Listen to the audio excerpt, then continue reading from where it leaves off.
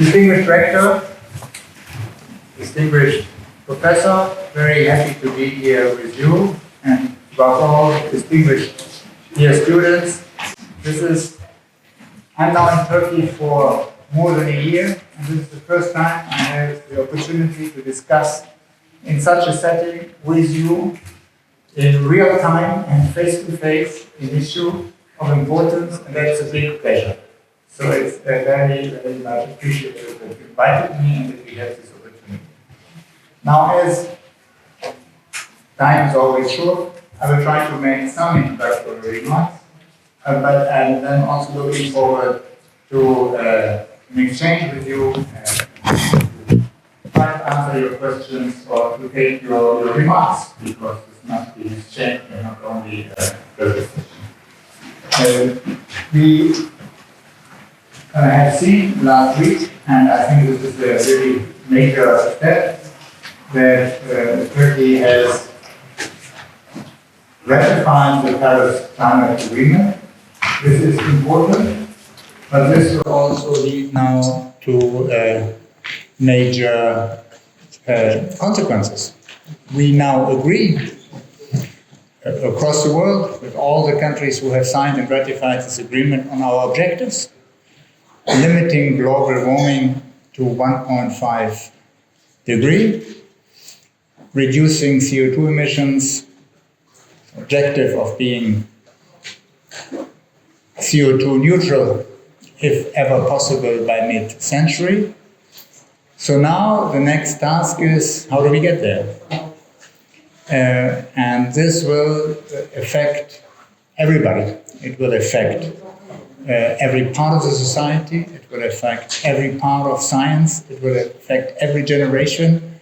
But it will affect even more the young generation. Because if we don't manage, you will still be there, I'll be dead. So it's really something where we all have to make a collective effort. And where, and I understand this is also part of thoughts here in the university, where cross sector, cross between different faculties, work is required to get things to get these things together. Climate change due to global warming is, and I think from our point of view, there is no doubt about it, is man-made. It is man-made, and we witness the consequences. We have seen the dramatic wildfires and floods in this country, but not only in this country. We have seen them in many places in Europe and across the world. We have seen fires in Siberia, where we thought it was cold. We have seen fires in California. We have seen flood catastrophes in Germany, in places where we thought there were small rivers. So these are phenomena which touch the world across the globe, and it is really time to act now. There is a window of opportunity, but this window of opportunity is clearly closing. We have seen over the last years major changes taking place on our planet, which have contributed to this, which we need to keep in mind. I'll just remind you two or three. We have seen the global population growing considerably over the last years, 6 billion in 2000, and we will reach expected 9.7 billion people in 2050, which all this entails in terms of also consuming, producing, eating, and so on. We see, and this is very welcome, but it has its cost, we see middle class expanding globally, and this also increases their spending, which is expected to double by 2030. And we see, and this is also something which you can witness in your country, here in Turkey, we witness more and more concentration of population in urban areas, which are often the areas in which the challenges look to traffic or other dimensions, heating, are particularly acute. So we know we have to work on these transformations, and at the same time we see these megatrends which continue, which we have to factor into what we need to do.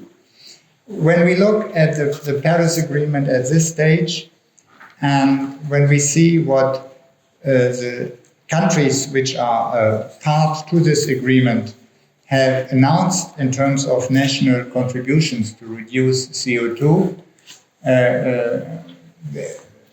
studies which are made by scientific research on this, is that it is clearly not enough. The promises, engagements taken by stakeholders across the world to reduce global warming to 1.5, we are not there yet, or we're not there today. If we take the measures which are announced up to now, calculation of scientific research points to a temperature rise between 2.5 and 3.5 degrees. And that is clearly much too much. The positive thing is that we also see that reducing CO2 emissions has an impact. So that if we do more, we can limit global warming to the level which is necessary. But we need to do more.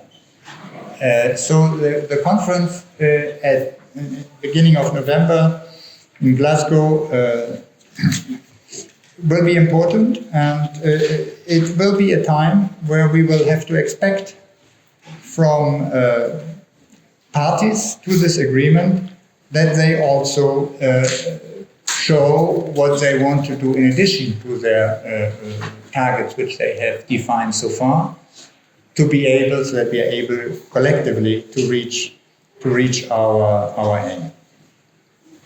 Now, 2 or 3 words on what the European Union is trying to put in place to make its contribution, knowing, of course, that this must be a global effort. No continent, no country alone will be able to solve this. The European Union has put in place the target to be climate neutral by 2050, and that's important to have an important reduction by 2030 of its emissions. And we are sure, 55%, we are sure that if we want to reach a carbon-free or carbon-neutral economy and society in 2050, we have to act now. We have to change the trajectory of the different on the different sides, and this is why the intermediate objectives for 2030 are so important. If we only say it's 2050 and we can deal with it in 2040, we'll never get there. So it's now, and it's now for everybody. And I think that's what we all need to understand. So we have put this. European Union is always strong in legislation, so we have put this in legislation, and now legislation again is good for objectives, but then you have to say how do you get there? What do you do? So the European Union and the Commission over the last months and years have announced several plans to reach these targets, and there are different dimensions to it. It's about energy integration, it's about hydrogen strategies, it's about battery and energy storage, it's about methane, avoiding air pollution through methane. So all these different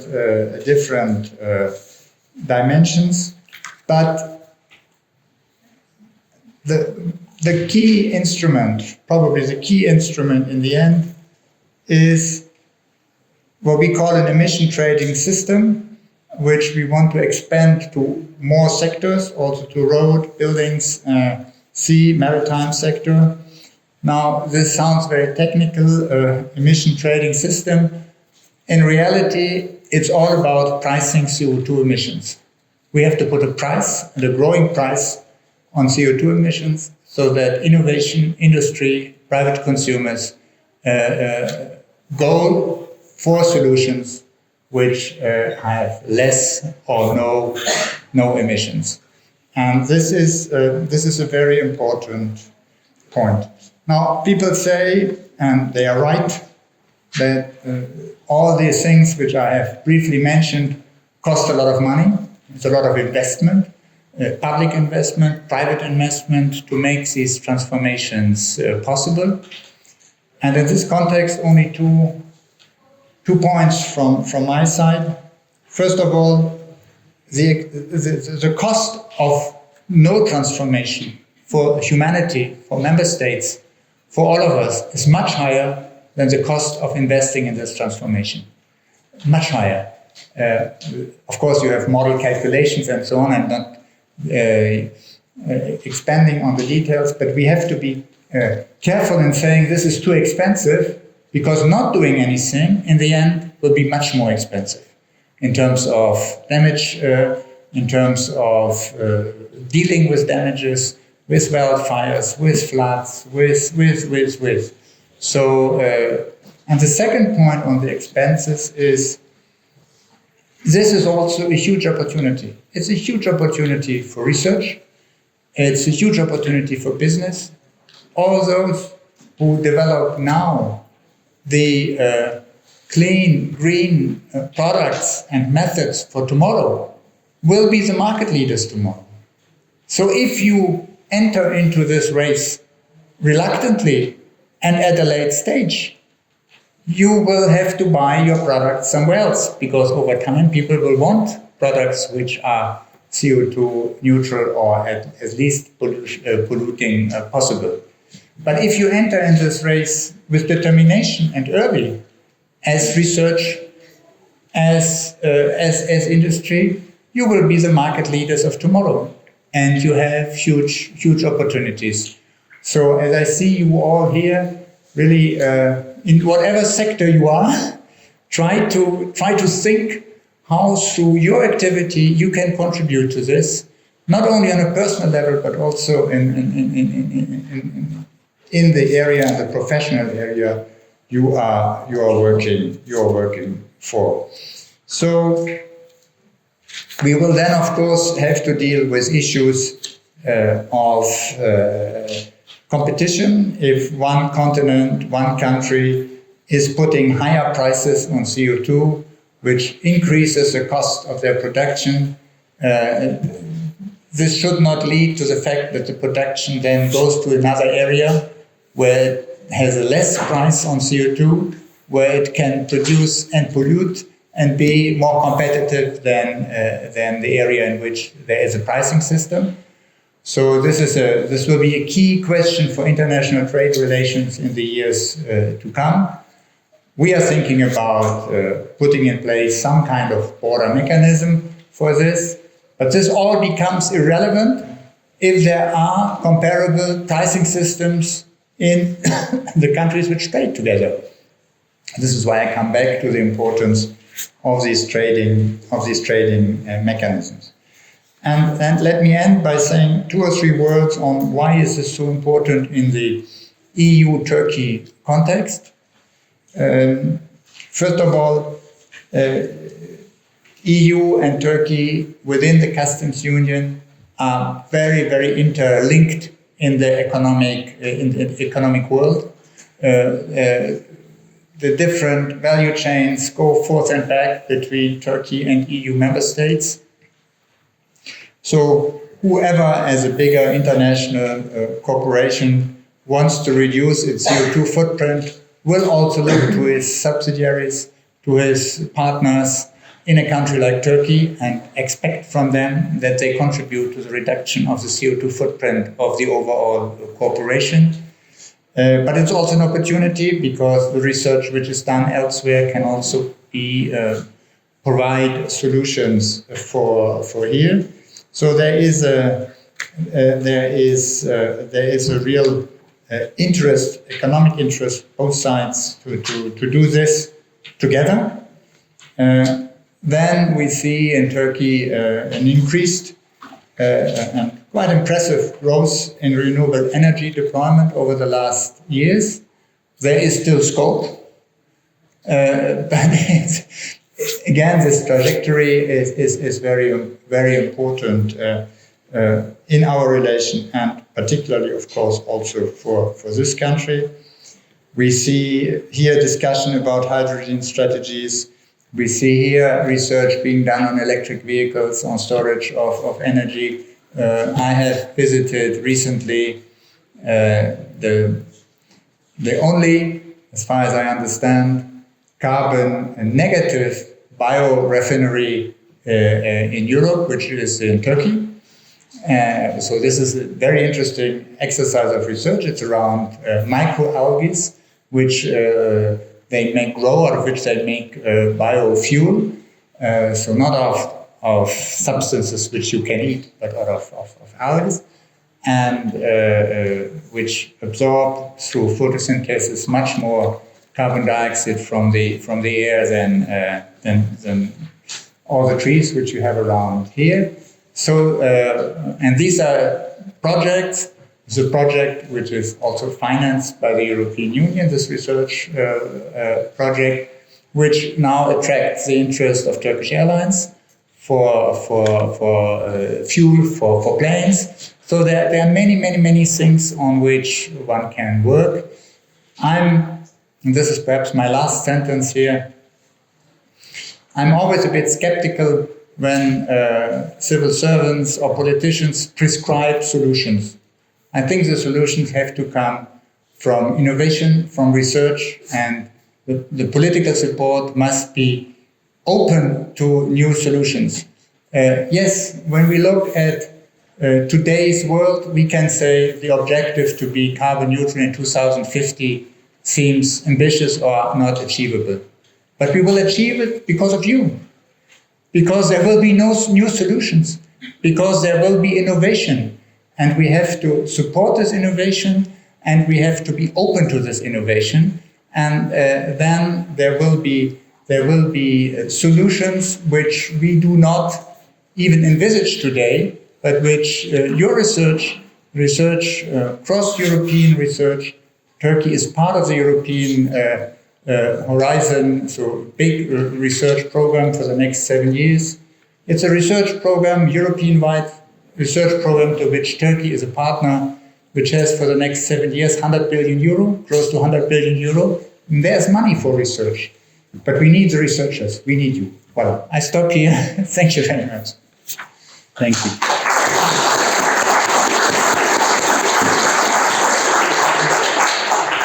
Thank you, Ambassador. Now I'm opening the floor for questions, comments, interventions.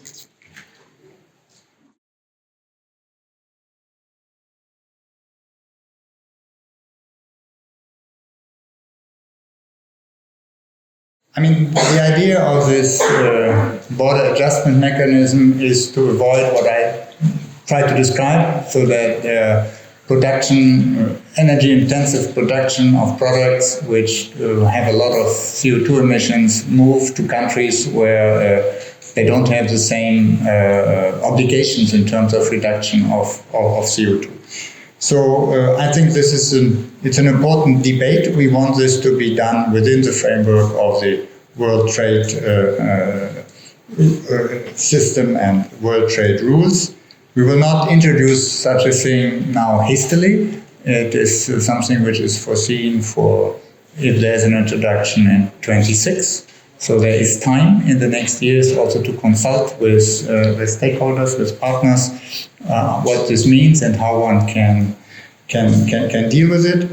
And we will start, this has been proposed, we will start to look at the carbon content of products which have a very high energy requirement in their production. That means iron, steel, cement, fertilizers, aluminium, energy production. These are the areas which are targeted at this stage. And we will calculate to establish if there is a requirement for an adjustment on the basis of the carbon price which has to be paid in Europe or in the country in which the product is produced, which is imported to Europe. So as soon as there's an equivalence in the pricing, there will be no mechanism. And I'm careful to avoid the word tax. This is not an instrument to raise public funds. It really is an instrument to put in place the right incentives to reduce carbon emissions also in the context of our trade relations. We don't want to earn money with this. It's not a tax. It tries to be. It tries to serve this objective. Now, can we support? Well, I think there are several instruments which are at the disposal for a country like Turkey. One I tried to describe briefly is the cooperation in the research area, which I think is very important.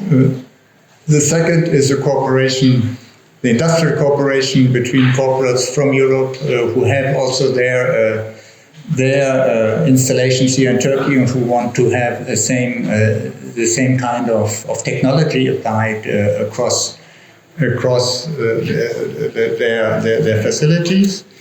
We will we have a high interest today in development banks around the world, World Bank, European Investment Bank, EBRD, to support in the years to come projects which contribute to this green transformation.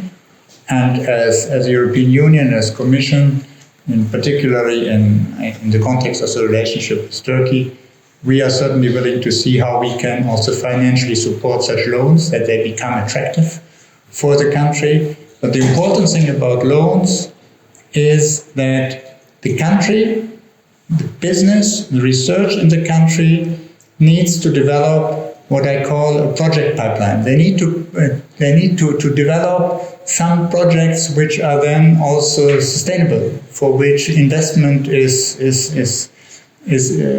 wanted, which have a sustainable effect.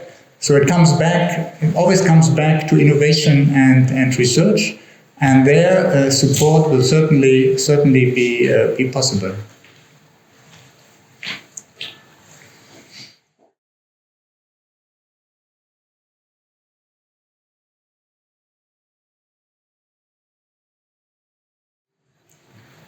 Yeah. Well, of course, there is in the worldwide context, we have very different situations. We have some countries who are relatively developed, where carbon emissions are already reducing, and others which are in different stage of their development, where there is an expansion which is needed to get people out of the poverty, and where at this stage there is still an increase in emissions.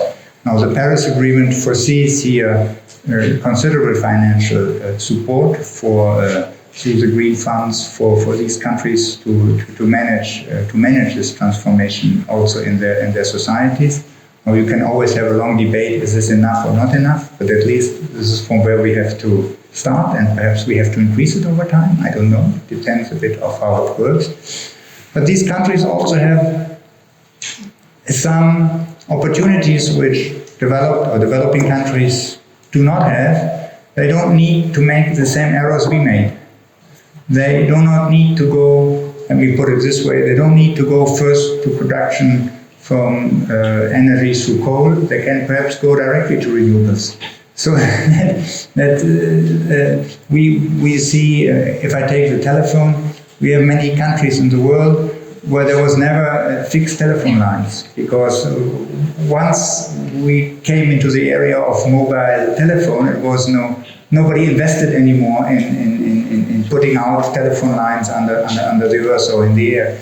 So there are also opportunities for these countries. If they look at it, they can perhaps avoid to go through certain stages through which we in our development have been going in the past decades.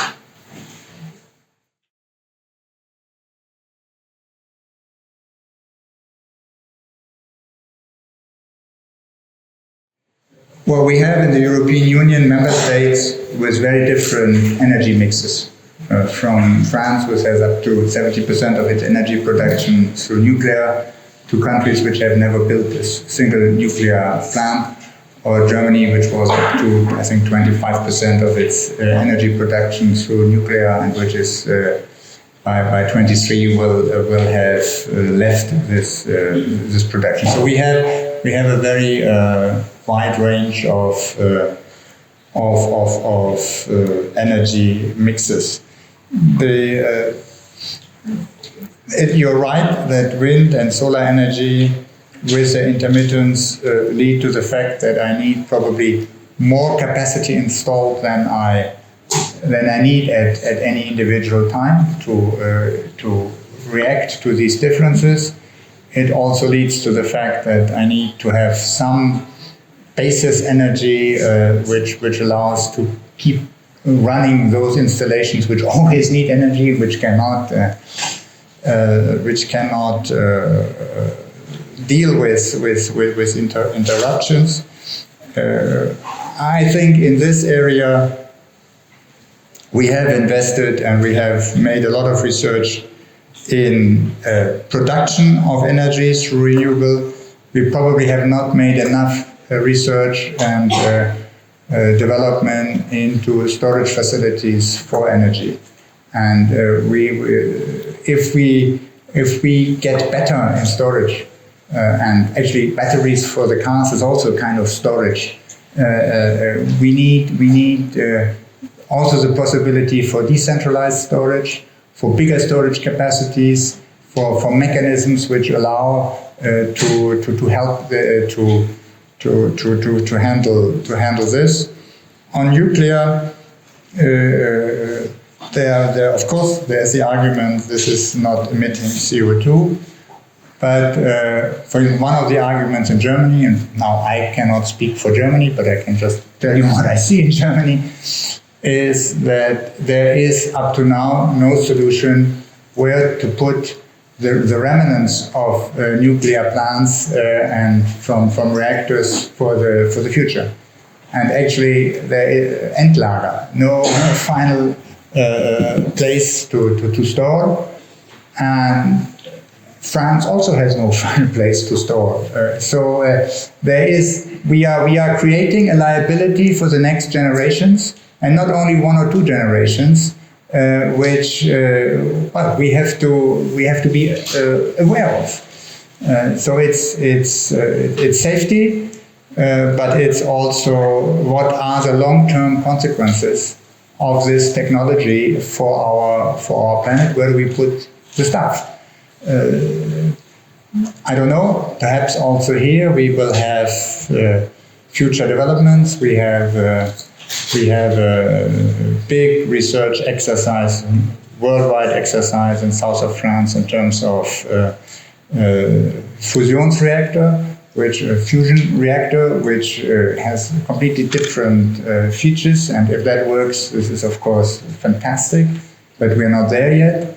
So I'm relatively, how can I say, confident in research, and if we think we have to solve this problem with the technology from today, we will not manage. If we think that we can invest in research and development and find solutions for tomorrow, we will. So it's also for your generation to find the solutions. Sorry. Ambassador, thank you very much for this fascinating talk, and I'd like to thank all of our students for these questions. I hope we could go on, but I'm sorry, I have to. Yes, the ambassador has to catch a plane, and we don't want him to miss the plane. So we will call it a day here. But one more minute, please, because we have a small gift for you. But thank you for everything.